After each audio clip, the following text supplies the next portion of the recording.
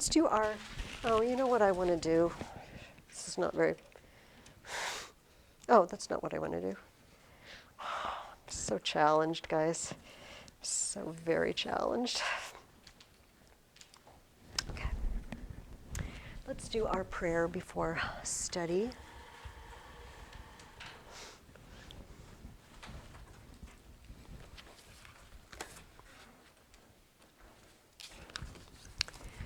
Christ, my Lord, the giver of light and wisdom, who opened the eyes of the blind man and transformed the fishermen into wise heralds and teachers of the gospel through the coming of the Holy Spirit, shine also in my mind the light of the grace of the Holy Spirit. Grant me discernment, understanding, and wisdom in learning. Enable me to complete my assignments and to abound in every good work, for to you I give honor and glory. Amen. Most blessed Lord, send the grace of your Holy Spirit on me to strengthen me, that I may learn well the subject I am about to study, and by it become a better person, for your glory, the comfort of my family, and the benefit of your church and our nation. Amen. Okay. I have some papers to give back to you. And by the way, Dominic, I apologize. I did not get your paper printed out. Thank you. I did receive the email, but I just was too lazy to go downstairs and print it out. So, and I knew I was going to get more papers probably this week, so sorry about that. Let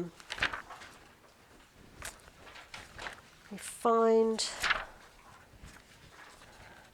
poems. Okay, our poems are on page 109, but let's do the papers first. I feel like I might have asked some people. Okay, and I forgot to put the little C on some of these. Just assume it has a little C on it if it doesn't have a C. Some of these I did over Christmas, and I was getting very slack. Yeah, if I asked you to ask me about something, do so. Some of you are getting your rhetorical appeal paper. Oh, you are not Noah. I'm sorry. Dominic. Charlotte and Jonathan with your awesome little clip thing that I love. Maxine and Elizabeth. And Neil. And Gabriel.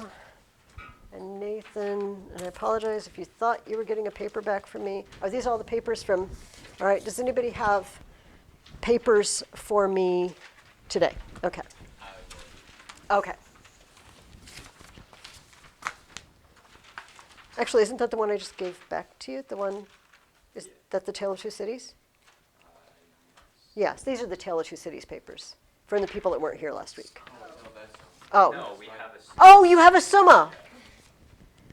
Alexander, you could have just neglected to mention that, and I would have forgotten. Okay, yes, I'm sorry. Yes, everybody's supposed to have something for me. Yes, but except you're going to email it.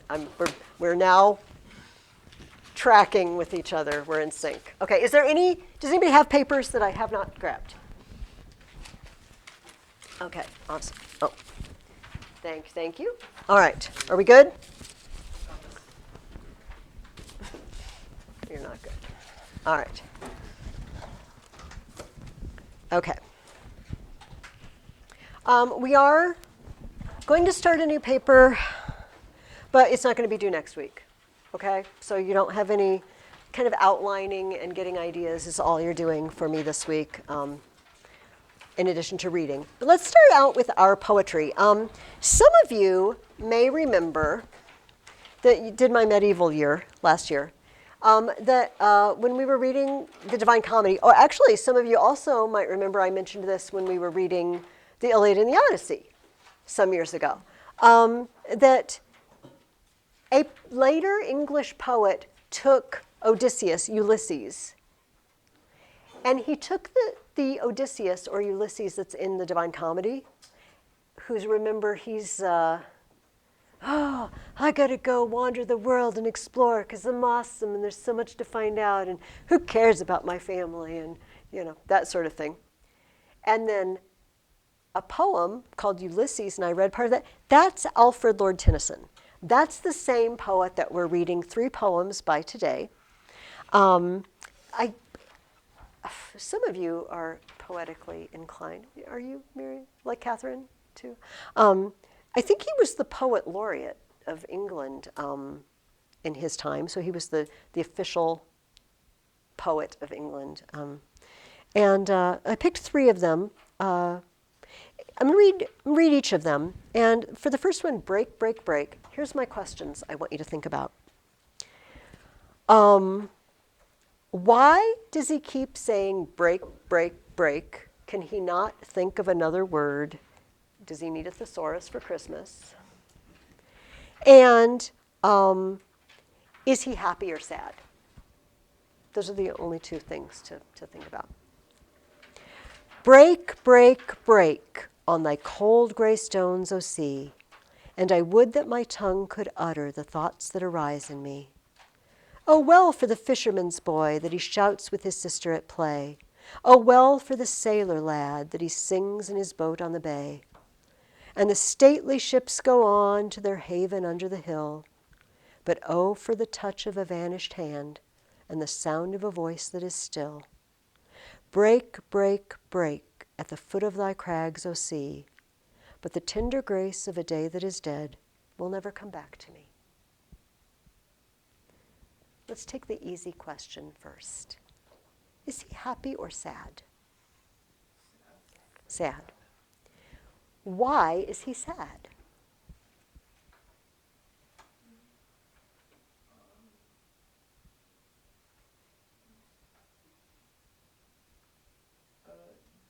Is it like the fisherman's boy died or something? Well, he says the fisherman's boy is shouting with his sister at play, and he says it's well for him. So apparently the fisherman's boy is doing fine. But somebody, Charlotte's got it, but somebody he loved has died.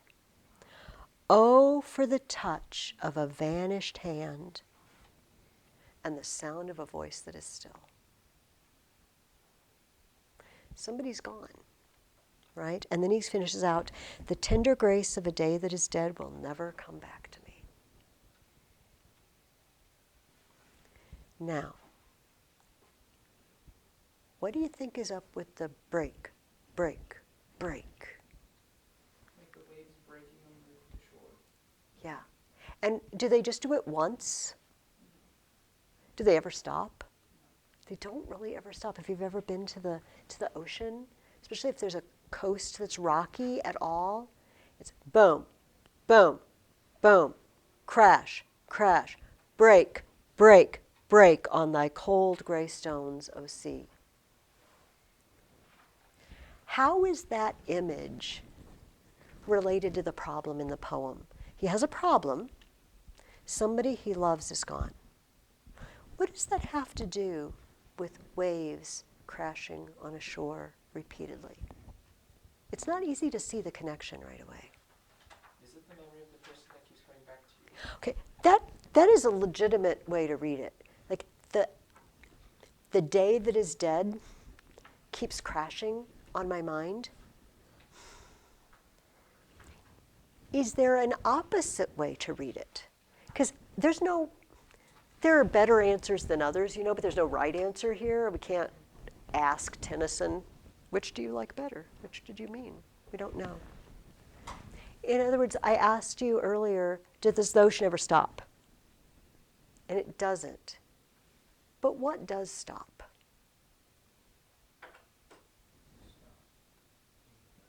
Human lives stop. We're not like the ocean, are we? We don't just break, to the ending of the world against the stones. We have just a time. But when it's happening, do we know it's going to stop? I mean, in our minds we know. The older you get, the more you know. But when you're young, it's like, oh, but it will always be like it is, but I'll always be young. But this person will always be there. And we don't realize that there's a cutoff point. This isn't a very cheerful. You know what I found out yesterday when I read these? None of these was very cheerful. I'm so very sorry. It's dark, it's January, and it's cold, and Mrs. Ferguson has given you depressing poetry. You're welcome. It seems really simple, this poem, But if you think about it, there's a lot of thought that goes into it with that. Like you said, the memory crashing against us. On the flip side, there are certain things that keep going, but human life isn't one of them. All right. The next poem, if you are looking, and I'm going to keep hounding you, and I send an email to your parents, and I'm going to send more, you have to learn a poem longer than a limerick or a haiku. Haiku doesn't count, but it does not have to be, Paul Revere's Ride, okay? But this one's a good one. This is a very memorizable one because it's got quite the rhythm going, and I want to ask you what the rhythm reminds you of, maybe. It's got a lot of repetition, so I want you to notice the rhythm and the repetition, but I do need to tell you, and maybe you know this story, of the charge of the Light Brigade. You know it? They were fighting in the Crimea. Maybe Jonathan can tell me. I don't know why they were fighting in the Crimea. Apparently, Cossacks and Russians reeled from the saber stroke, so shattered and sundered. So they were there. The English were there. This is Florence Nightingale, right, in the Crimea. See, my modern military history is very poor. There was an episode in which a group of soldiers were ordered to make a charge, to press forward, mistakenly. The orders, it was not really a carry-outable offensive move. And they did it anyway, because it's what soldiers do, right? You follow orders. You don't, military people don't ask their commanding officers, are you sure you want to do that? That's a fast track probably to a court-martial or something. You don't talk back, you just do it. And so they did. And this really happened. Okay, here we go. Charge of the Light Brigade. Half a league, half a league, half a league onward, all in the valley of death rode the 600. Forward the Light Brigade, charge for the guns, he said. Into the valley of death rode the 600. Forward the Light Brigade. Was there a man dismayed? Not though the soldier knew someone had blundered. Theirs not to make reply, theirs not to reason why, theirs but to do and die. Into the valley of death rode the 600. Cannon to right of them, cannon to left of them, cannon in front of them, volleyed and thundered. Stormed at with shot and shell, boldly they rode in well. Into the jaws of death, into the mouth of hell rode the 600. Flashed all their sabers bare, flashed as they turned in air, sabering the gunners there, charging an army while all the world wondered. Plunged in the battery smoke, right through the line they broke. Cossack and Russian reeled from the saber stroke, shattered and sundered. Then they rode back, but not the 600. Cannon to right of them, cannon to left of them, cannon behind them, volleyed and thundered. Stormed at with shot and shell, while horse and hero fell. They that had fought so well came through the jaws of death, back from the mouth of hell. All that was left of them, left of 600. When can their glory fade? Oh, the wild charge they made. All the world wondered. Honor the charge they made. Honor the Light Brigade. Noble 600. Half a league, half a league, half a league onward. Cannon to right of them, cannon to left of them, cannon in front of them. What does it remind you of?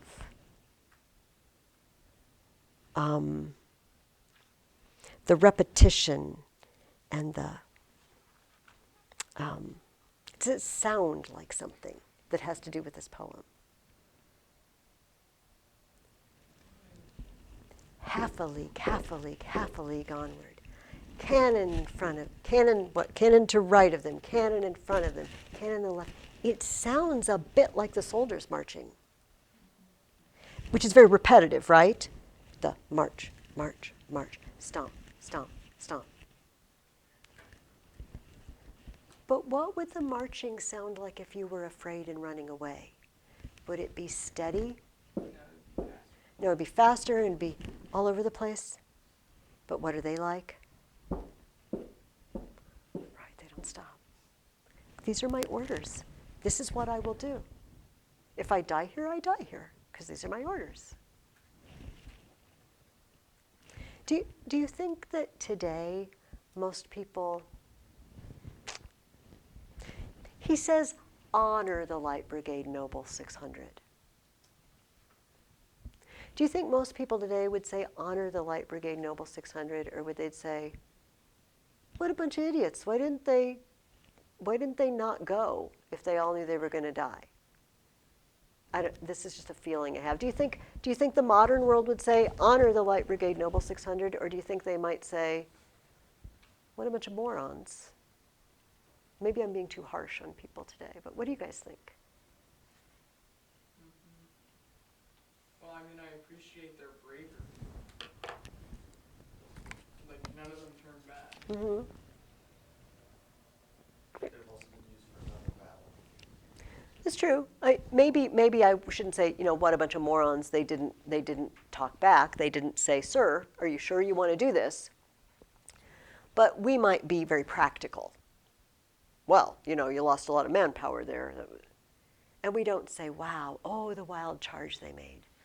We're going to read a poem in a couple months, before the end of the year, that has the same theme too. So I don't want to ruin that poem for when we get to it. But many years ago, a Roman poet said that it is sweet and fitting to die for one's country. It's the Roman code. It's good. It's a good thing to die for your country. And some people still believe that.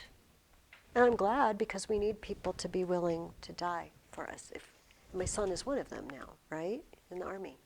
But I don't know that we feel totally the same about it. Anyway, we'll talk about that again when we get to that poem. Okay, our last Tennyson for this week is Crossing the Bar. Your job is to tell me what he's talking about. What do you think is happening in this poem? Sunset, an evening star, and one clear call for me.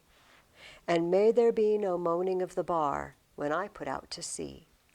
But such a tide as moving seems asleep, too full for sound and foam, when that which drew from out the boundless deep turns again home.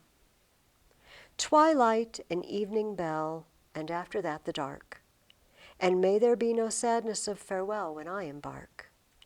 For though from out our bourne of time and place the flood may bear me far, I hope to see my pilot face to face when I have crossed the bar.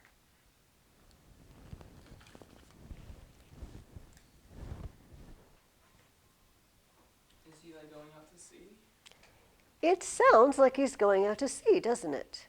Kind of sounds like a last voyage. It sounds like a last voyage. Why do you think pilot is capitalized? That wasn't a typo on my part. I hope to see my pilot face to face. Is he talking about God? He's talking about God. Because we always capitalize God. If he hopes to see his pilot face to face when he has crossed the bar, what might crossing the bar mean? So Gabriel, you're totally right. I mean, it's the image of crossing the sandbar and going out to where the ocean is deep. Because the sandbar, the place that's sometimes buried when the tide comes in, and then the tide goes out and it's exposed. But if you cross that, then you're out on the open ocean, right? And he says, when I go, first of all, I hope there will be no moaning of the bar when I put out to sea. But such a tide as moving seems asleep, too full for sound. Gentle, easy. The tide just goes out, and I just go with the tide. I don't want lots of froth and foam and waves, and just easy. May there be no sadness of farewell when I embark. Do you guys remember in Pilgrim's Progress, what did you have to do to get to the Celestial City? Swim across the river. There's a river. You got to swim the river. And remember, Bunyan told us that for some people the river was really, really deep. And some people could feel the bottom the whole way over, And Christian starts to lose his footing. Help, help. And Faithful died. Hopeful? Is that his new companion? That's terrible that I'm blanking out. Hopefully it must be. He says, no, I got it. I can feel the bottom. I'll help you. And this has been an image of dying for a long time. You know why? It goes back to the Bible. The crossing of the Red Sea. Some people saw that as an image of salvation, right? We're leaving the bondage of sin. But a lot of people, to go to the promised land, to head to the promised land, you got to cross the Red Sea. You got to go through the sea. So that crossing of the waters has been a death image. So again, I am so sorry that I gave you like death and dying soldiers and dead friends and nice. So spend some time this gloomy January week with Alfred Lord Tennyson. He's not always this depressing. And in fact, he wrote a very long epic length poem about King Arthur and the Knights of the Round Table, which I have never read, but it is on my shelf at home. I want to read that. Okay, Alfred Lord Tennyson. So we are well into the 1800s now. And I know that sounds like a really long time ago to you, but basically it's modern times. We're in the modern world here. But let's talk about Frankenstein. I think what I want to do is just kind of buzz through the questions and then spend the rest of our time just batting around some bigger questions that this brings up for me. Did anybody have any trouble figuring out what was going on in the second half of this book? Not really. Is there anything that seemed shadowy to you? I feel like it's pretty easy to follow. Okay, well let's take a look at the. Say again, Gabriel. It's a little easier to follow than the first Okay, one. okay. Because it's just disconcerting when we meet Walton. Who is this guy and what is he doing at the beginning? But now we got it. So let's just, like I said, we're just going to buzz through and talk about the questions a little bit. But I wrote out some bigger picture questions that I just like us to bat around a little bit. First of all, what book does the creature listen to at the cottage, and what impression does it make on him? Remember where we left him. He's sitting where we left off at the DeLacy's. He's living in a little lean-to attached to their cottage where he can peek through cracks and he can listen to everything they do. And he hears a book being read. What is the book and what impression does it make on him?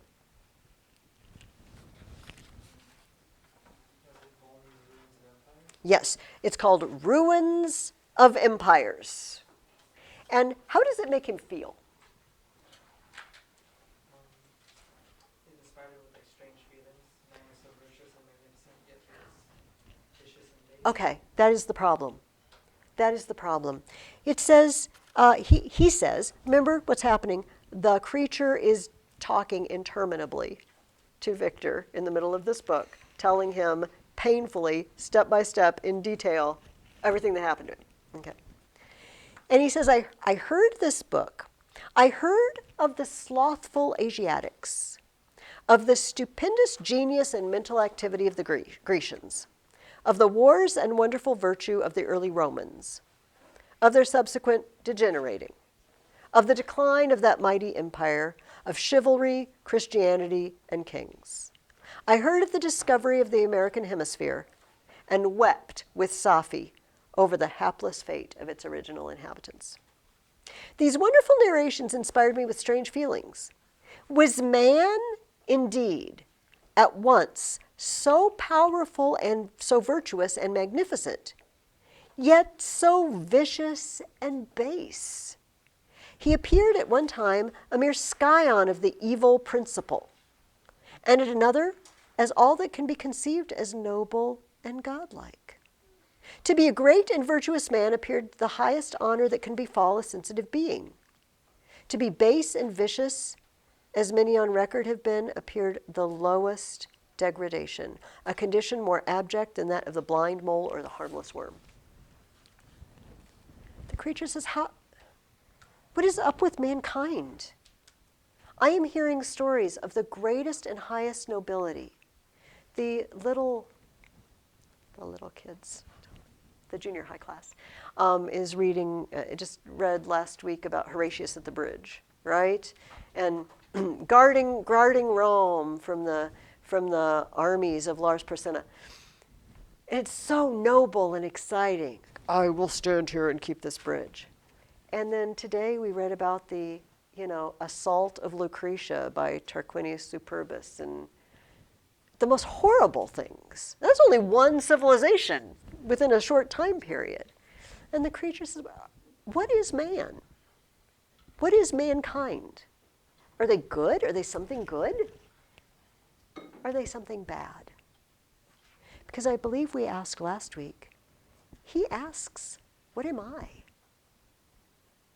Am I human? I don't know. What class do I belong to? There's no one else like me. I'm the only one of my species, so to speak. Am I human or am I not? So, yes. Now, he reads another book, too, Paradise Lost. And in what ways does he think he is like Adam, and how is he different? Yeah, Gabriel. So the monster he was unique. Just like Adam was when he first came to the garden, there was no other creature like him. But the way that he's different is God cared for Adam, but essentially the monster who he thinks is God, essentially Victor, he didn't care for him, he neglected him. Yeah. Yeah, he hears, and you might not have read Paradise Lost, so you could probably figure out what it's about from the name Paradise Lost. It is an epic poem by John Milton about Adam and the fall, Adam and Eve and the fall. And so he hears this story, and he says, Gabriel summed it up very well. Like Adam, I was apparently united by no link to any other being in existence. But his state was far different from mine in every other respect. He had come forth from the hands of God, a perfect creature, happy and prosperous, guarded by the especial care of his Creator. He was allowed to converse with and acquire knowledge from beings of a superior nature. Because in Paradise Lost, angels come and visit Adam and Eve, and they warn them about this evil creature, Satan, being on the rampage, and tell them to be on the lookout. And so that's what he converses. In the poem, he converses with superior beings. But I was wretched, helpless, and alone.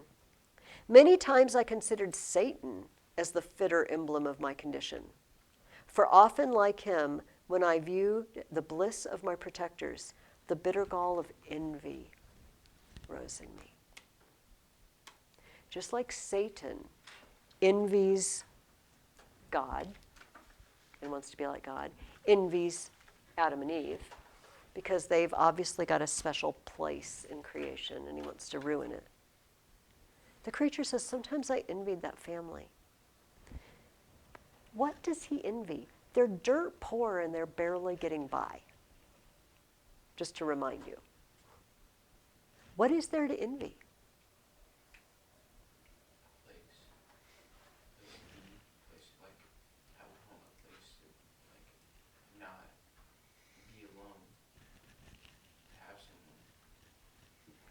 Because home can mean more than one thing, can it?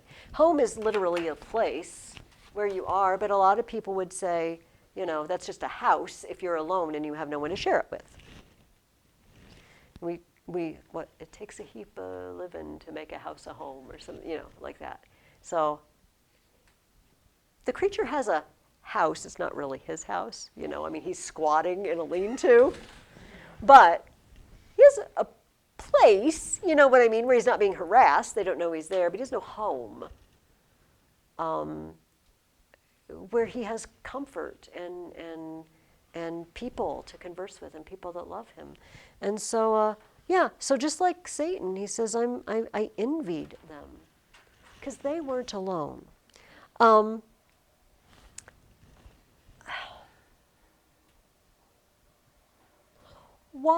This is completely and utterly an opinion question, and I'm not totally sure I know the answer. I have ideas, but I would like to get you guys' feedback on it.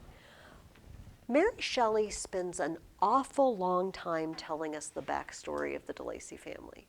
Am I the only one who thinks maybe technically all we needed was a group of people to teach him to read and write and talk, and experience humanity. And so it could be, and I came across this family living in the woods, these cottagers, and, I listened to them read books at night and learned to read and speak, and, oh, they seem so happy together. I mean, that's really all I need to know for this to happen. Do you concur? But we have this tremendously detailed backstory about the Turk who was imprisoned, and Felix got him out of prison, and then he promised that he could marry Sapphi, but then he turned on him, and he ran off, and Sapphi ran away, and she came. Oh my goodness. It's just a lot of information about their family. And my question is, why? Was it Frankenstein who was explaining? Yeah, the creature. That. Yeah, he's telling the whole story back. But why do we need to know so much detail, I guess? Mary Shelley, the author, made a decision when she wrote this book to give us just a whoppingly detailed backstory on these people living in the woods. Dominic has an idea. I feel like that might kind of represent the monster's envy and how it envies the creatures. That's okay. The people, like how they have a life, how they've been having a life. Oh, that's really good, Dominic. They have a backstory. They actually have a history and a backstory, and he doesn't have one. He has no history at all. He just opened his eyes one day, and Victor ran away. And then he wandered around out into the woods. This is all he knows. He has no, I remember my childhood toys and my home and all the things that have happened in the past. Why? Why is it, I was going to say, why is it important for us to have a backstory? Think about, you all have a backstory. I don't know what your earliest memory is, but what does it do to you to have that backstory? What do you think, Dominic? It really does, doesn't it? It shapes us, for good or ill. Now, if something bad happens to you, you can overcome it, can't you? I mean, it's not, and which also is about this book, isn't it? Because something bad happened to the creature. And last week I read, he said, I'm a fiend because I'm miserable. Misery made me a fiend. If you make me happy, I will be good again. He's going to blame everything on the only part of his backstory he remembers. And by the way, this is the next question. What caused the creature to, quote, declare everlasting war against mankind? What is it, Gabriel? He saves a child for drowning, and he got shot for it, essentially. It was two things, wasn't he? I don't remember which one that quote comes from. What's the other thing that happened that was just brutally difficult for him? Being rejected from the cottagers. Yeah. The cottagers screamed at him and beat him. After he had chopped wood for them, he had secretly worked for them, and he felt like this was his only chance at finding someone who might overlook the way he looks. And they screamed and they beat him. Now, do you sympathize with the DeLacy family a little bit? Do you think they were... monsters? Yeah. This horrible, deformed monstrosity is leaning over my blind, elderly father. You could have taken a different course of action, like wake up. Yeah. Hey, who are you and what do you want? And there was this moment, this pivotal moment, right, when Felix had a choice.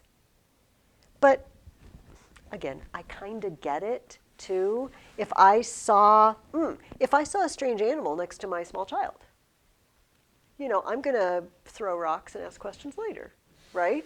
I'm going to beat him on the head, and then somebody's going to come, but that's my pet, I don't, wallaby. And I'm going to say, oh, I'm sorry. You should keep your wallaby under, in the cage because I'm beating anything that looks like it's going to attack my child. So I guess I kind of understand. But guys, do you have sympathy for the creature? I do. Do you feel it? I mean, I really think Mary Shelley wants us to. So Dominic, that's a really good answer. that having a backstory gives him identity. Can anybody think of another reason? And there's no right answer here. Like, I don't know the answer, so. But it struck me, and it makes me curious why she made this choice. Is there anything about the story itself that has themes in it that might be related to the book? Think about the things that happened in the DeLacy family's backstory. Why are they living in poverty? What's happened to them? They basically got robbed of their fortune. Yeah. More or less. That Turk was a traitor. I mean, not literal traitor. You know, I mean, he was treacherous. They bailed him out and spent all their money trying to get him out of the country and safe, and then he just left them. They got arrested, and he just left them. They scraped together the little they had, and they had to flee to another country with nothing. And so, I know I can kind of hear how the creature, I can feel how the creature might feel drawn to them when he hears the story unfolding. And, oh, you poor people, mankind turned on you too. The treachery of human beings reduced you to this. Well, the treachery of a human being reduced me to this too. So maybe we're alike. Maybe we could get along with each other. It doesn't happen. So I don't know. I think it's always maybe a good idea when we read a book and something stumps us. It's like why Christian in Pilgrim's Progress wakes up and then falls asleep again. Or not, it's not Christian, it's the narrator wakes up and falls asleep again, and I still don't know, why in the world did Bunyan do that? If something draws your attention like that, it's worth thinking about. So this drew my attention. Why do we know so much about these people? But I think those are a couple of reasonable answers as to why we hear so much about them. What request does the creature make of Victor, and why does he want this? And what effect does it say it will have on him? Yeah, Gabriel. To make like a female monster for him. You have to make me a partner. I am alone and miserable. Man will not associate with me, but one as deformed and horrible as myself would not deny herself to me. My companion must be of the same species and have the same defects. This being you must create. That's the end of a chapter, but he goes on in the next chapter. You must create a female for me with whom I can live in the interchange of those sympathies necessary for my being. This you alone can do. I demand it of you as a right which you must not refuse to concede. He says, Victor answers, begone. You may torture me, but I will never consent. You are in the wrong, replied the fiend. And instead of threatening, I am content to reason with you. I am malicious because I am miserable. Am I not shunned and hated by all mankind? You, my creator, would tear me to pieces and triumph. Remember that, and tell me why I should pity man more than he pities me. He goes on, but he says, if I have a partner, I will be good. I will not feel alone anymore. I will not be lonely and destitute anymore. Why does he think Victor owes it to him? Because that's his creator. Because we can say you're my father or you're my God. Depending on how you want to read it. He's both.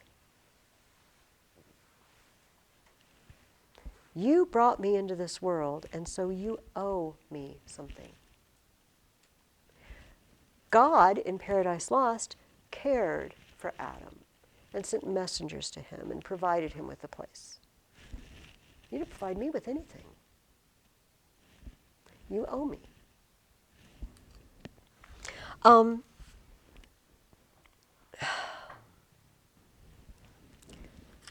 Just a second. Let me see if I want to. Oh, it's at the very end. I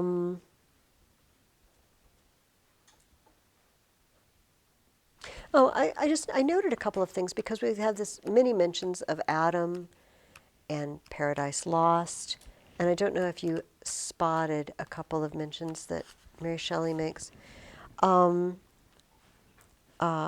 He gets a letter from Elizabeth, and he says, "Sweet and beloved Elizabeth, I read and reread her letter, and some softened feelings stole into my heart, and dared to whisper paradisiacal dreams of love and joy.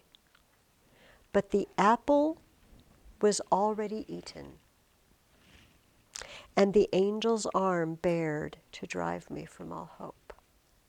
What apple has he already eaten? Like the apple from the tree of good and evil.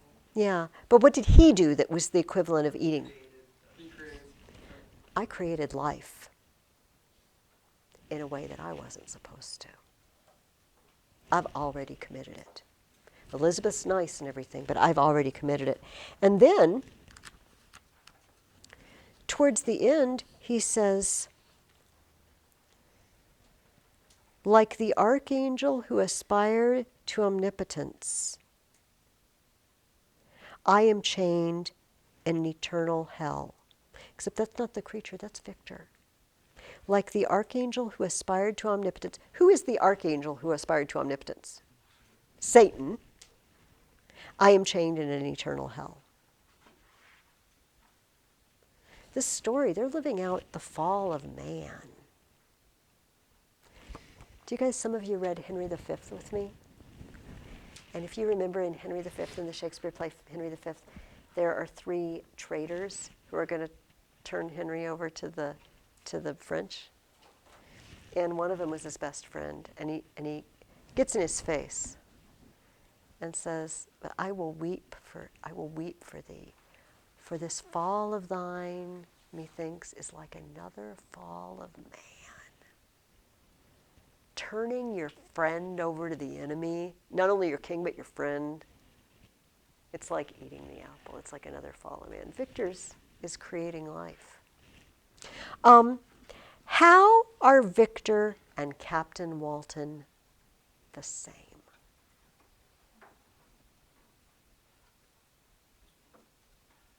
Well, they both love science and discovery more than anything else. They both really, really want to discover things. Remember at the beginning, Walton says, "I'm going to bestow inestimable benefits on mankind," right? So does Victor think he's going to. "I'm going to abolish death. I'm going to be able to create life whenever it's taken away by accident or disease." Does Walton want to give up? What's the situation at the end of the book for Walton? What's happening with the ship? Isn't it like frozen in ice? It's frozen. And what do the sailors want to do? They want to go back. They want to go home. Let's see if I can find.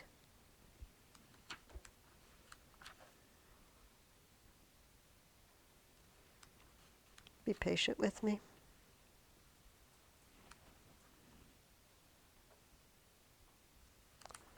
All right. I am surrounded by mountains of ice, which admit of no escape and threaten every moment to crush my vessel. The brave fellows whom I've persuaded to be my companions look towards me for aid, but I have none to bestow. If we are lost, my mad schemes are the cause. We are still surrounded by mountains of ice. This morning, as I watched the wan countenance of my friend, I was roused by 6 of the sailors who demanded admission into the cabin. They entered, and their leader addressed me. He told me that he and his companions had been chosen by the other sailors to come in deputation to me to make me a requisition, which in justice I could not refuse. We were immured in ice, and should probably never escape, but they feared that was possible, the ice should dissipate and a free passage be opened, I should be rash enough to continue my voyage and lead them into fresh dangers after they might happily have surmounted this. They insisted, therefore, that I should engage in a solemn promise that if the vessel should be freed, I would instantly direct my course southward. Okay, let me stop there. I want to continue with that episode in a minute, but let's go back to this request. Does Victor make the mate? Well, he does, but he destroys it. Why does he not follow through? Because he's worried they'll multiply and end up taking over the world. Or the female won't keep her promise. Yeah. There's lots of possible reasons, potential reasons not to do it. If the creature keeps his word and his mate, then there's lots of reasons to do it. But he says, let me keep my finger there and look back. He's making, he's making it, what page is he making? Okay, made arrangements for a journey. Victor settles in the cottage. He settles in the cottage, and this is very interesting. I felt as if I had committed some great crime, the consciousness of which haunted me. I was guiltless, but I had indeed drawn down a horrible curse upon my head, as mortal as that of crime. Even as he's telling the story, I was guiltless. I was guiltless, so he's making the creature, and he says, I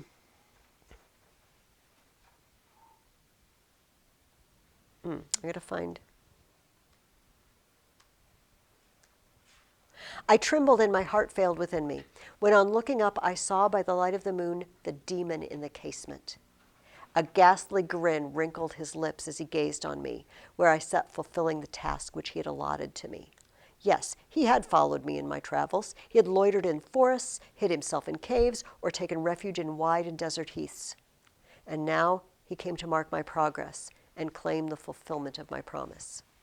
As I looked on him, his countenance expressed the utmost extent of malice and treachery.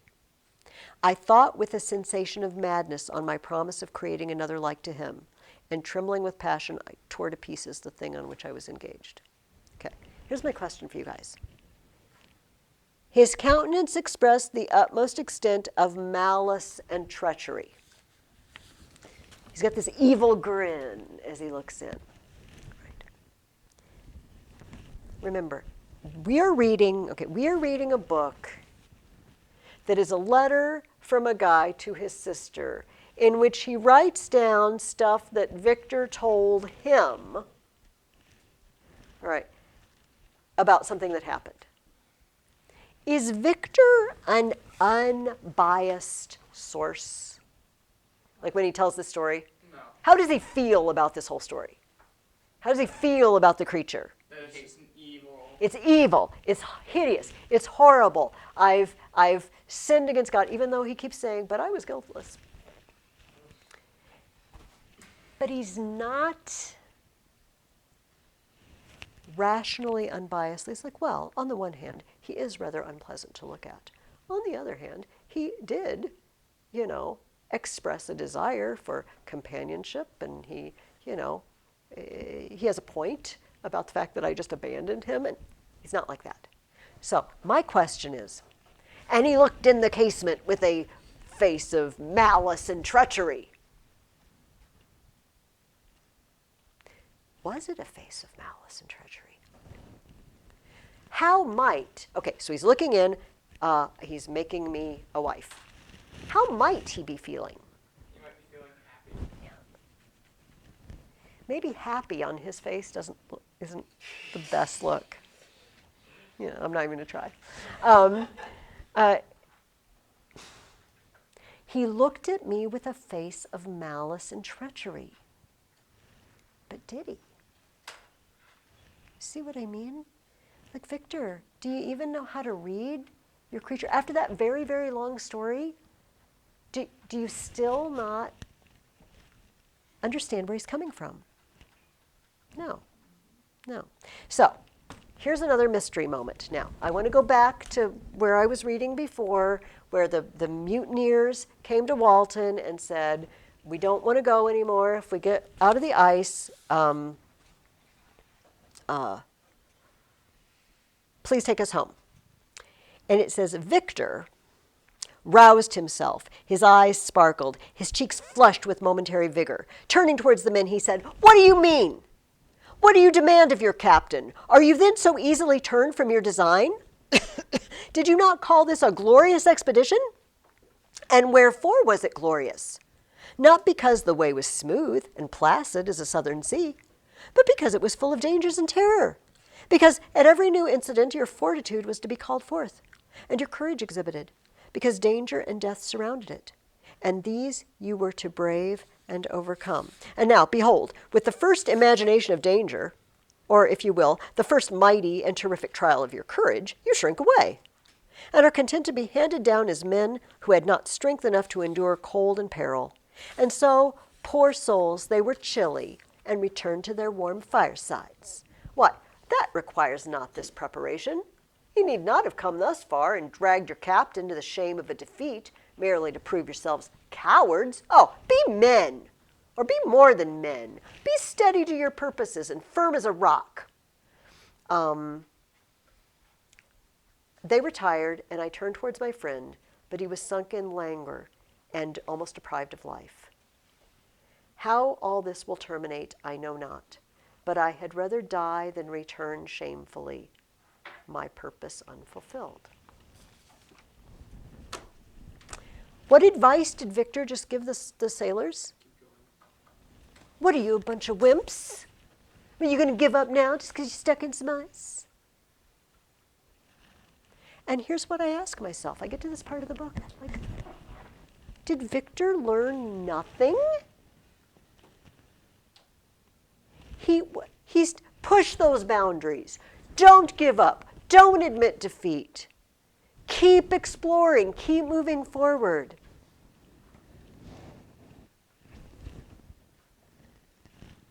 I'm just throwing it out there because I have nothing. Well, that's not quite true. My only speculation was that he's talking about his pursuit of the creature at this point. He doesn't remember what he's doing. I'm chasing that thing down until I rid the world of it. But that's not clear to me. I don't know. It almost sounds a bit like he hasn't learned his lesson. And he's giving other people bad advice. But what he's just spent a whole book telling us the story of that you shouldn't overstep the bounds and you shouldn't,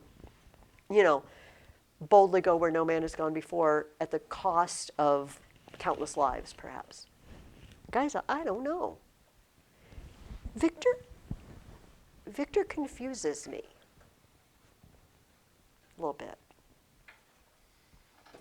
I don't know how he... You remember the last week, the destiny and fate over and over again? And it called me to my destiny. And we talked about the fact that people who are destined, it's not really a very good apology. Well, I'm sorry, but it was destiny. Well, then you're not sorry, are you? Really? I don't know. This troubles me. Maybe you guys can think about that. If you come up with something, why would he give that sort of advice? Instead of saying, you know what, you guys are absolutely right. Walton, you should take these men home because you are pushing boundaries that maybe mankind shouldn't be pushing. And life is a precious thing. I don't know. And then he says, Walton right after that, he says, I've promised him that we will return. And then he brings in the doctor, and Victor is obviously dying. He's not doing well. And he says, think not, Walton, that in the last moments of my existence I feel that burning hatred and ardent desire of revenge I once expressed. But I feel myself justified in desiring the death of my adversary. During these last days, I have been occupied in examining my past conduct, nor do I find it blamable. In a fit of enthusiastic madness, I created a rational creature, and was bound towards him, to assure, as far as was in my power, his happiness and well-being. This was my duty. But there was still another paramount to that. My duties towards the beings of my own species had greater claims to my attention.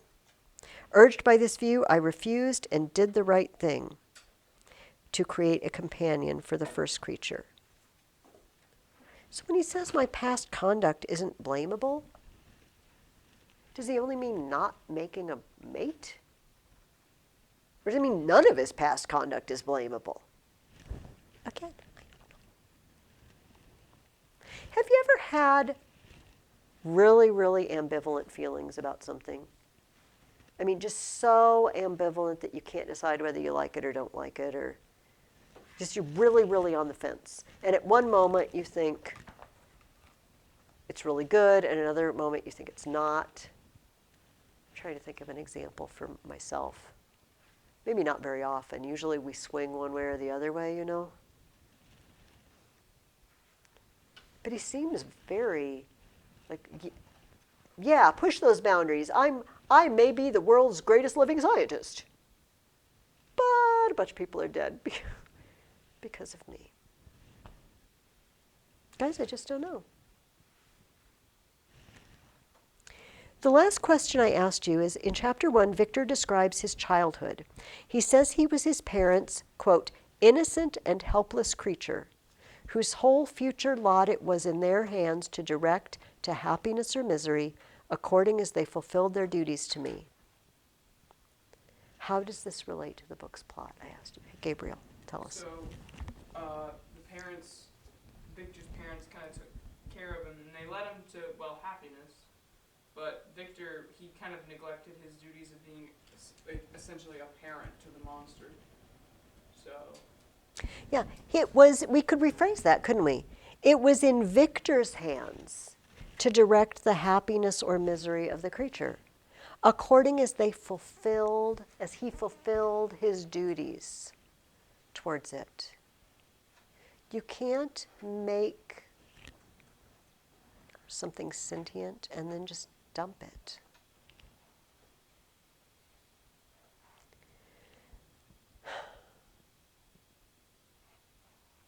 So, it's 2025. We've read this book. Yes, so what? I'm sure you've probably read much scarier things than this, maybe, or seen scarier things. It's not particularly horribly scary, this book.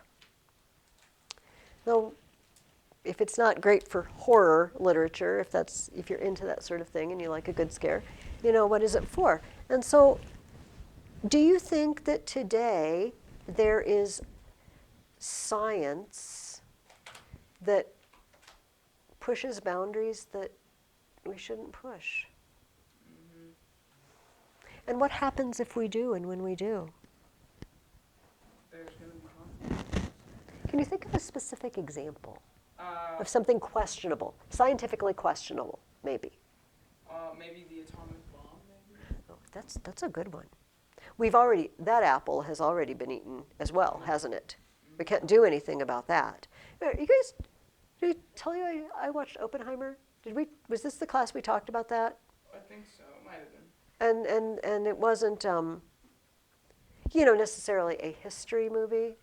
And there is some nudity, so I'm not going to just blanketly, recommend it to my class. But it was about, should I have done this? Should I have done this? And as such, it was really very interesting and compelling. It's hard, and you probably know the arguments, right? That one side says, look at all those horribly mutilated, radiation-sick people, and that's in addition to the ones who were instantly killed in Japan. But on the other side, how many people would have died if the war in the Pacific had just gone on and on and on and on? And now we've unleashed this power. And that they said in the movie, and I did look this up, apparently it was true, that he went to Einstein and they were doing calculations, and there was just a small, tiny fraction of a % chance that when they set off the chain reaction, it would just set the atmosphere on fire. It would just be kind of like the end of the world. And they did it anyway. Like, well, it's a small chance. maybe the atomic power, atomic bombs. What else? What else do we do that, or have done, or are thinking about doing, or are doing right now?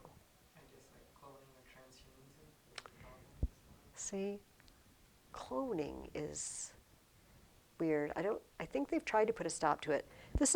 I was little, not super little, younger than you, maybe about your age, and they cloned Dolly the sheep. They cloned a sheep. Do you guys know about Dolly the sheep? Okay, I yeah. heard that. And there's just a big furor over that. Should we be doing this? And if we did it to a human being, we'd be asking the same things maybe the creature is asking. Is it human? Does it have a soul? Do you guys think the creature is human and has a soul or a spirit? What would be signs of someone having a spiritual nature? Well, the fact that his idea of good and evil. Reason. Okay, first of all, as far as we know, human beings are the only ones who reason. And so, ergo, the ancient Greeks, what is man? A rational animal. We share all this with animals, but we are able to reason. And as far as we know, animals don't really reason, although sometimes they definitely do things that look like reason. But we don't know where instinct ends for them, right? But we reason things out. And does the creature reason things out? I mean, obviously, the whole make me a mate. That's a series of reasoning, right? If you do this, this is the source of my unhappiness. If so, what will fill the source of my unhappiness to counterbalance it? And then if you do this, then I will do this, this, and this. If you make this creature, I will go away and I will stay away from mankind and we will be happy. And that's a very reasoning process. And then Neil, you said good and evil. Does the creature seem to recognize the difference between good and evil? It does. It really does. First of all, it recognizes Victor did an evil thing in not caring for him. He knows what he's doing when he kills William. He says, and you will be my first victim, and you will punish, my terrible creator when he finds out what he's done. Any creature that can frame someone else for murder, so he does. So if we cloned a person, would they have their own then spirit and identity? If they can reason, if they know right from wrong, do you think we should? Probably not. It's not natural. It'd be cool though, wouldn't it? It'd be kind of creepy. Like what if you have you could clone grandma and then grandma could be back again. Grandma. Would it be? See, that's the question. Would it be grandma? It would be born from grandma. Can you understand why somebody might want to though? Well, I can see that. But not right, because then God is the one that creates, Mm. not necessarily humans. He just created his own humans too. And Yeah. we were made made, not made for Also- death, but after the fall, Mm. it's natural to die. Yeah. Also, how ethical was the way they did it? Like, Mm. they attained that power. Did they use Mm. ethical ones to be out their cells? Yeah. And I guess that's two questions, isn't it? So the doing of the thing, is the doing of it okay? And the way you did it, was that okay? So did Victor do anything wrong in the way he did it? Maybe we think he shouldn't have done what he did, but does there seem to be anything immoral in the way he did it? Like, Neglecting it. Okay, neglecting it, but I mean in the actual process of creation, like, like collecting body parts like and mixing whatnot. it with like animal stuff in the slaughterhouse. Okay, that's deeply creepy to me. If indeed that's what Mary Shelley is. Says slaughterhouse. Says slaughterhouse. So a human-animal hybrid, that could definitely be questionable. Now, Dominic, you said yes too. Did you say yes? The harvesting of body parts from others without their consent. Okay, without consent. So if we had a bunch of bodies and they had all donated their bodies to science, then would it be okay? Well, it depends because creating a life out of others, one body, just those people that usually donate the body use it to help others that are already living, not to create life. Is there a difference between donating an organ for transplant and creating a whole being from just a bunch of organs that you collected from various places? What is the difference? That's the question, I guess. I feel like there is, but I don't know that I have a reasonable. Do you know what I mean? A hodgepodge. If you've got, by the way, don't go home and tell your parents Mrs. Ferguson is anti-people getting trans. I'm so not. I'm so happy they can do that for people. But I told you they'd experimented with animal. Because, if you're waiting for a new heart or liver, you might have to wait a really long time. You might die before the right one comes. So if my loved one was going to die, and it was like, or we have this pig heart we can put in your loved one, like, okay, bring it on. Bring on the pig. Let's give it a shot. Because death is the alternative. So then you would have sort of this hybrid creature, kind of. Is there can you find a line where, okay, so heart transplant, good. Making creature out of dead body parts, bad. Like what, or is there an area here that starts to cross over, but we don't really know what the criterion is for crossing over? Do you see what I mean? Yeah, what do you think, Gabriel? Like when we start almost trying to be God, almost playing God. But there are people who might argue back to you, Gabriel, that even the heart transplant is playing God. They might say, Christian scientists think going to the doctor is playing God. Right? You probably know this, that Christian Science, like no medical attention. Because they believe if you just pray hard enough, God will heal you if he wants you healed, and if you don't, then it was against his will anyway. And so there's no point in taking medicine or going to the doctor. They really believe this. So they would say that every time I go to the doctor and get antibiotics, I'm playing God on myself. What do you say, Dominic?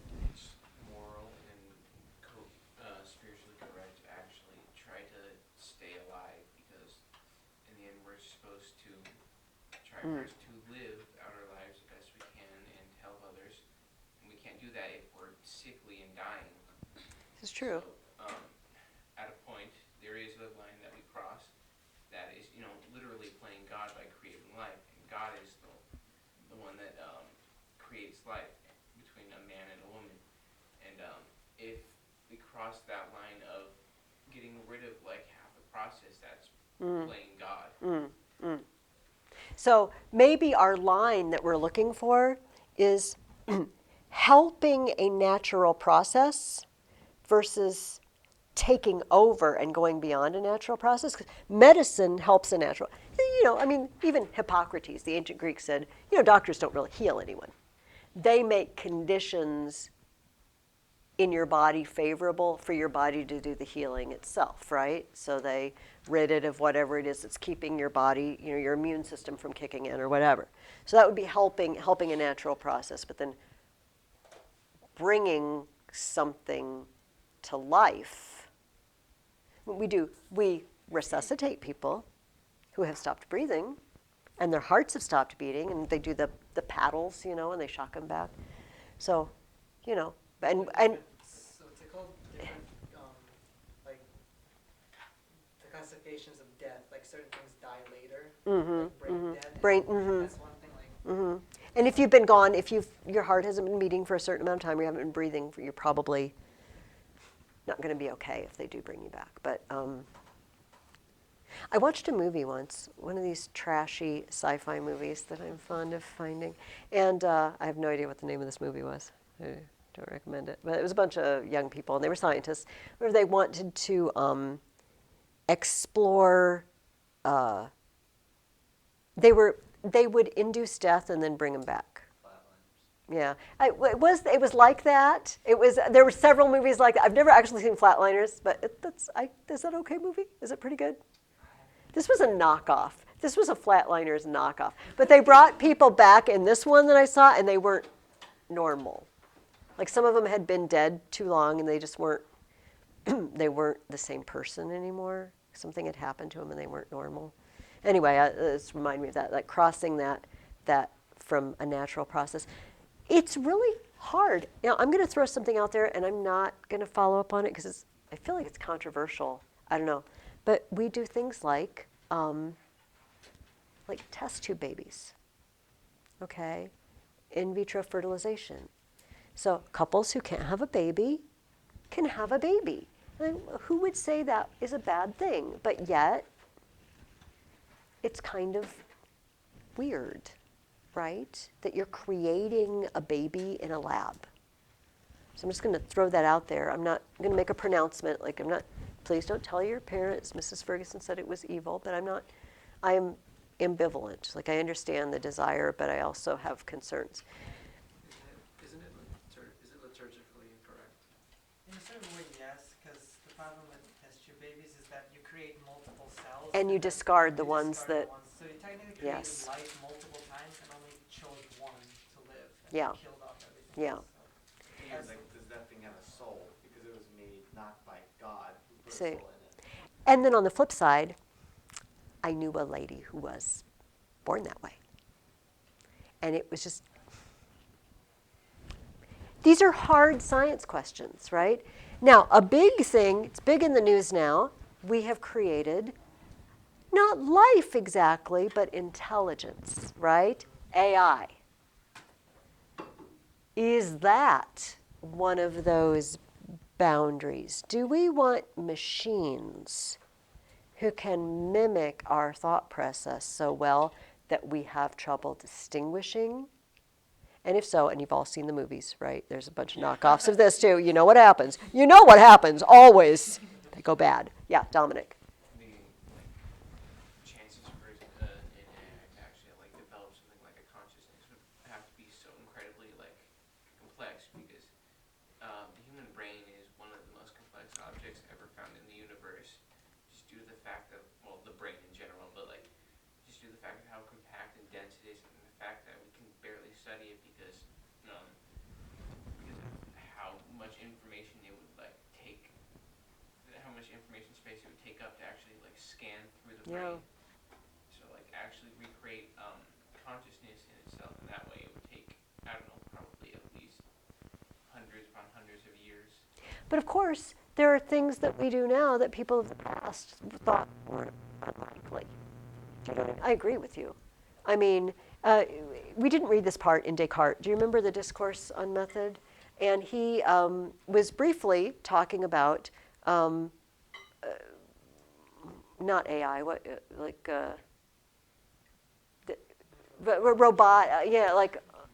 automatons, or how would you be able to tell the difference? And this is really interesting to me that he was talking about it 400 years ago.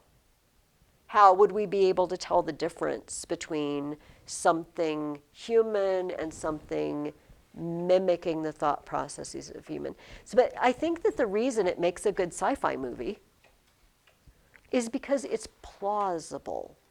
You know, even if Dominic is right, and that it would take just oodles of time and intelligence we don't have. Of course, if one starts using the AI that you have to help you with the process of creating more AI, then I don't know. I don't know anything about it. But just what I hear. But there are people who are asking, is this something we want to do? And so you see, Victor didn't really ask himself that question at all, did he? He asked, can I do it? And he was all wrapped up in, well, what's the process like? But he doesn't say, should I do it? And so maybe some of you will go into the sciences, and so I hope that, a class like this, or when we're reading novels and talking about history and things, it makes you remember that the should question really needs to be there. Just because you can doesn't mean you should. And again, I'm not sure if Victor is sorry at the end of this book or not.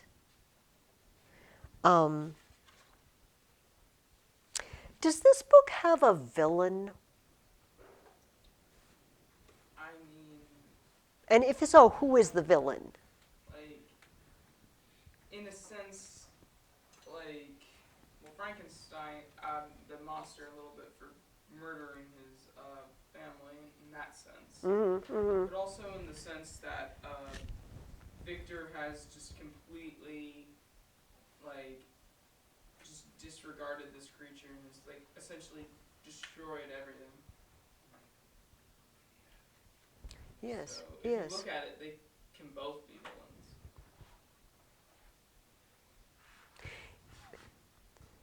Do we sympathize? I have no idea what the answer to this question is going to be. Do you sympathize with both of them equally? Do you sympathize with one of them more than the other? I have no idea what the answer, how you might feel. What do you think, Dominic? Sympathize more with the monster, just with the fact that it's a creation of Victor, and Victor is the one that set off the events of the issues the monster brought along. If Victor never created the monster, then it would have never had those problems. Yeah. The book is called Frankenstein. It is not called The Creature That Frankenstein Made. It's his story, isn't it? And there's a reason, of course, because of that, people call the creature Frankenstein, in movies. But, it's the man is Frankenstein. And so, maybe we ask ourselves, which one of, okay, we've been not using the word monster, but now we'll use the word monster. Which one of them is really a monster? Is it the creature that he makes, who through no fault of his own looks like that? It doesn't know anything about the world and is trying to get along the best he can. Although, we just a few minutes ago said he does seem to know right from wrong and have a conscience, and he makes moral decisions, and bad ones. Or is the monster a man who thought, I'm going to knit together a bunch of dead parts, and I want to bestow life. And remember what he said at the beginning, though. It wasn't, my mom died, and I'm going to dig up her body and reanimate it because I want my mom back. It's, I'm going to push the boundaries of science. I'm going to be notable because I'm the person who has conquered death, right? So there's a little bit of glory in it. That's kind of monstrous, too. Yeah, Dominic. Say in some way they're both monsters in their own right, but Victor is a self-made monster. Well, the monster is like one that was made a monster by its like surroundings and what's happened to it. Yeah. Actually, Victor kind of made the Frankenstein in his own image because he doesn't want to take responsibility, and then the monster is claiming that it's on misery, it's not his fault. All those things. Yeah.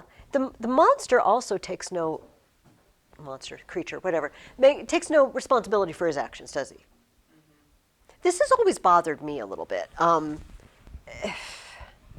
I do feel sorry for him, but yet, okay, so think about, I'm going to have to, I got to give you your outline for your paper and everything and talk about Jane Austen, but we live in a society now where many people claim I did bad things because I was mistreated earlier in my life, right? And in a sense, they have a point. If you if you research on prison populations, there's a very high percentage of people in prisons that have some sort of abusive background. But if you have an abusive background, are you necessarily going to end up in prison? Is it fate? Destiny? No, you have choices to make. And do people with no abusive background whatsoever end up in prison sometimes? Yes, because they've also made bad decisions. So there must be a correlation. Sure, if someone mistreats you, neglects you, whatever, it increases the likelihood that you're going to go down a bad path. But I don't know that we should. Well, see, I can't help it. I steal stuff because my mother didn't. I don't know, read enough books to me. I don't know. That wouldn't really. Well, that is kind of abusive. You should read lots of books. But maybe you're aware of this. Maybe you're not. That this is an argument that people make today. That. The argument, why do we put people in prison? Is it to reform them or to punish them? Do they need reforming or do they need punishing? These are all this is what makes this a really good book. This is why people are reading it 200 years later, because it sparks all these ideas. Like, who's the villain? Who's a monster? What are the limits of science? How do we observe them? How do we know if we've crossed the line? What do you do when you've already, atomic bomb, when you've already crossed the line and you're trying to sweep it back under the rug? But it's hard to do that once it's out, right? Once the apple has been eaten, as they said. Okay, here's what I want you to do. Grab a piece of paper. And also don't put your reading guide away. You can look on page 181. Okay, this is going to be one of our essays, our persuasive essays, answering a should question. Your should question is, should Victor have made the creature a mate?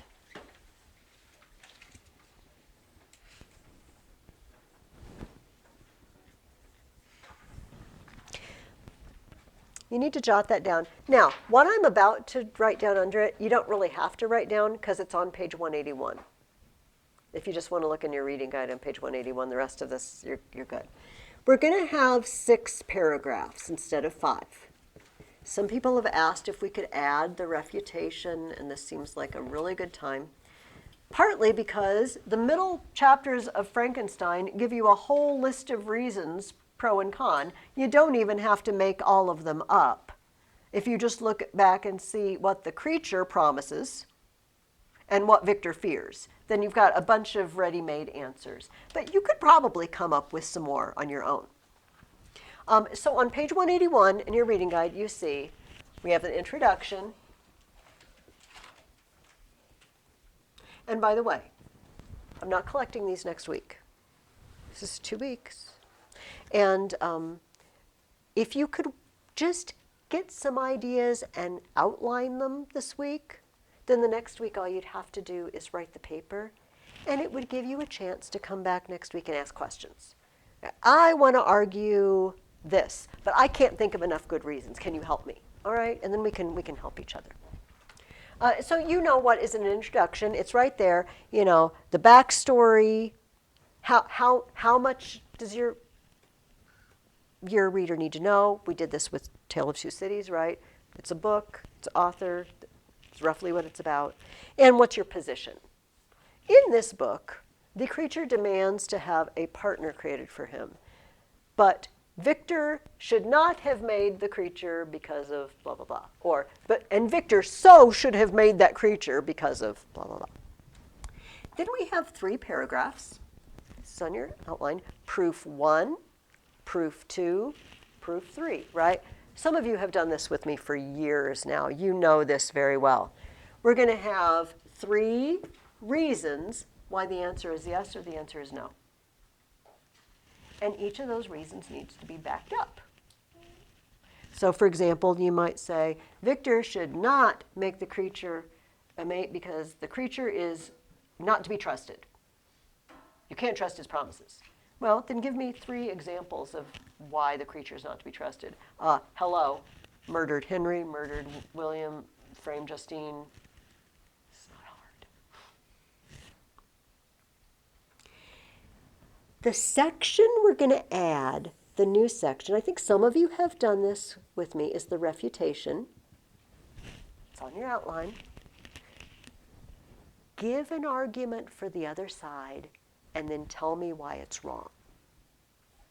Then give me another argument for the other side and tell me what's wrong. For example, I am arguing Victor should have made that creature a mate. Yes, he should. In my refutation, I'm going to pick a no, he shouldn't reason. Some people might say he shouldn't have made a mate because they might create a new race of murderous superhuman beings that wreak havoc on the world. And then I have to say why people who say that are wrong. But Victor is the creator and scientist. And if he wanted to, he could rig it so they can't have children. He could create them not able to reproduce. And then it would stop with them. And then pick another no reason, and then tell why that reason's no good too. This is a really good section of a paper like this, because anticipating what your opponent might say and knocking them down really strengthens you.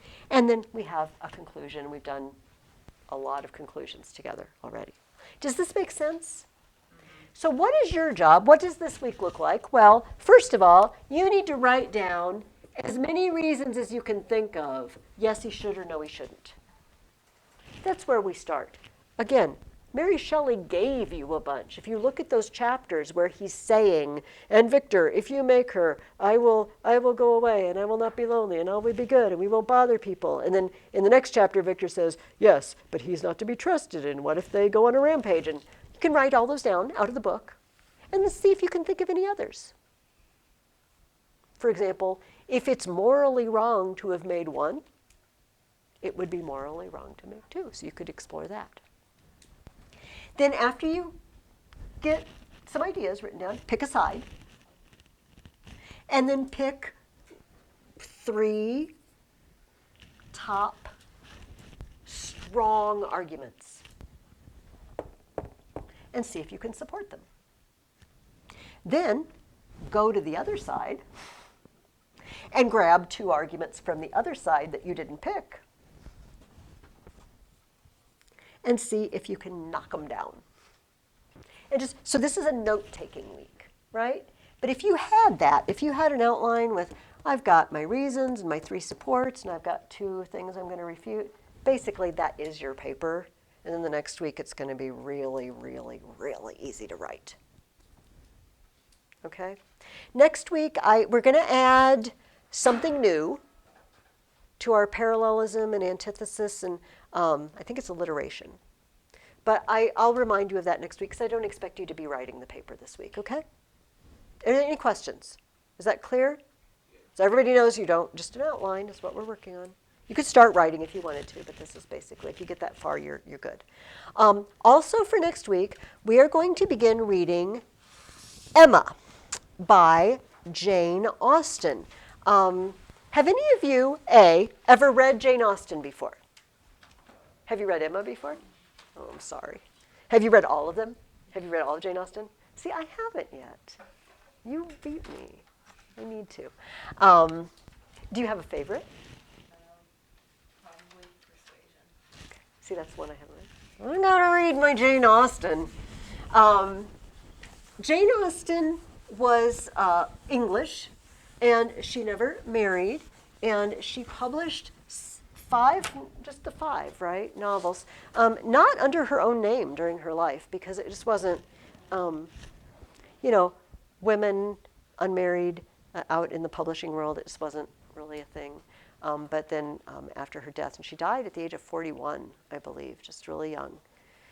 So hard to know what she would have written after that.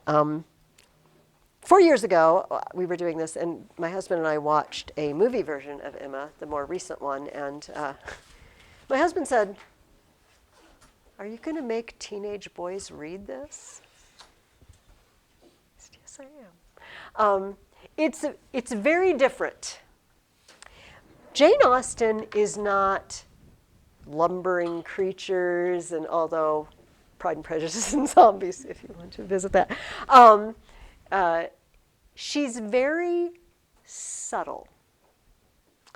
And her forte is interpersonal relationships and character, right? Showing you someone's character very subtly, implying things very subtly. So I want to talk about reading between the lines. All right, do you know what that means? You know, when they use that phrase, but it means, it doesn't really say that in the book, but it's implied. She does a lot of implying. Also, I just want you to take a look at manners. I just want us to talk for the next few weeks about manners. We live in a world where we're not very mannerly anymore. I mean, presumably all of you say please or thank you or whatever, but in general, the social niceties in the way we're supposed to respond to each other, we just kind of think it's silly and we don't go to the trouble. And you're going to enter a world where people really went to the trouble. And we'll just like to think about, is it worth the trouble? Why did people act that way? Why did they have all these social rules? So I would like you to read chapters 1 through 20 of Emma. The chapters are not very long, so don't be, like the whole book has 60, it's a third of the book maybe. It's not a difficult read. Do you think they're a difficult read? No, it's not difficult. And start your outline. And maybe take a look at Tennyson's poems at least sometime this week and maybe reread again. Spend some time with them. Are there any questions? Are we good? All right. Well, I'll see you next week. Thank you. Bye-bye.